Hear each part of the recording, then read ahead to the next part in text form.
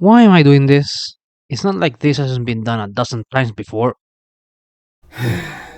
Well, here we go. So, you want to get into digital art, but you don't have a graphic tablet or anything alike, and all you have is your humble computer and mouse. Well, fret not, for I will show you that you have all the tools necessary to begin digital art on your own. No tablet required. Sure, it may never be able to hold a candle to something done with a graphic tablet, but that doesn't mean that you won't be able to make decent stuff for yourself. I spent years, maybe more than a decade, stuck with only a mouse to draw. In the end, my artworks were actually quite decent for something done with a mouse.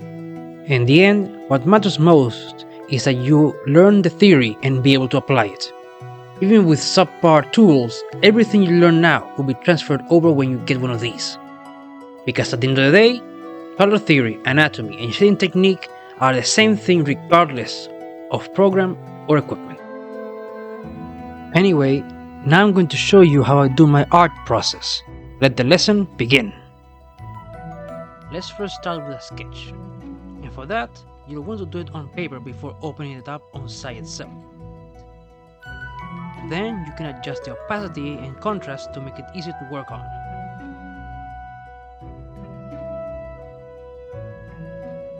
Then, the first layer that you will make is a line work layer, because with it you can edit the line art to exactly how you want it to be, giving the illusion of having the pressure a digital tablet will give to your brushes, as well as change the thickness and color of the line. Now, I am not entirely sure if the new version of SAI has the tools to make shapes like most other programs do, but in the event it doesn't, then I will show you how I do shapes like circles and squares. For a circle, it is as simple as using the curve tool, clicking on the canvas and alternating that with any one of the keys to rotate the canvas, mine being the delete button. For a square rectangle, you just have to use the selection tool as a guide. As for coloring, there are many ways you can color your piece, but the method I found easiest to use is with clipping layers.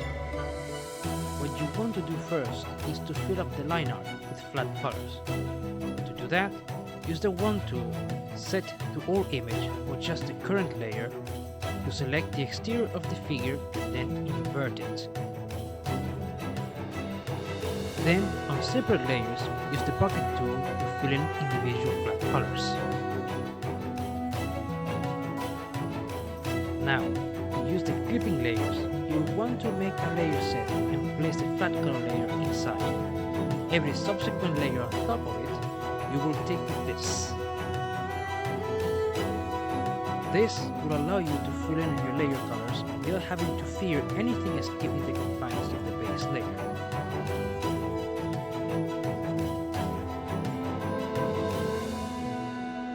And lastly, comes shading and lighting.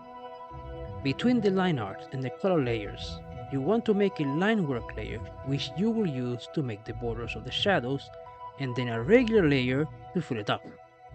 Then merge the layers together and turn them into multiply while reducing the opacity. You can then smooth out the edges with the blur tool if you wish.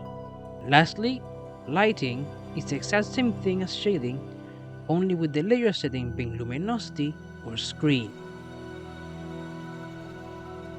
Also, if you want to add more to your art piece, you can do a few things, but it will demand other programs, and for that, a good option would be Krita, as it is like a free version of Photoshop.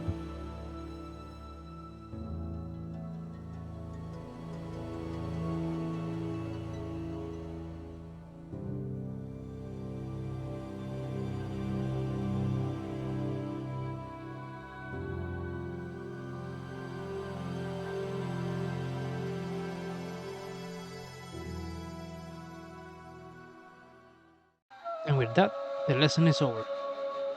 And now have a nice big paint of Mr. Crookdolph the Brown and enjoy.